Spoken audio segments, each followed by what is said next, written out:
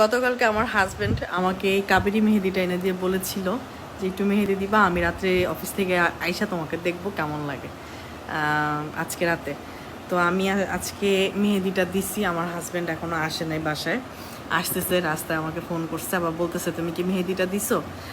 এই মেহেদিটা এনে দিছিল গতকালকে, তার খুবই হবি যে আমি মেহেদি দিব। তা আমি নিজে নিজে একা একা মেহেদি দিছি আমার হাজব্যান্ডের জন্য। কারণ নবীর সুন্নত, যদি স্বামী কোনো কিছু দেখতে চায় সেটা স্বামীকে দেখানো। আর স্বামী যদি শখ করে বলে আজকে তুমি সাজো, তাহলে এটাও আমার মানে বাধ্য সাজতে। এবং আমার হাজব্যান্ড আমার হাতে মেহেদি দেওয়া অবস্থায় দেখতে খুব পছন্দ করে।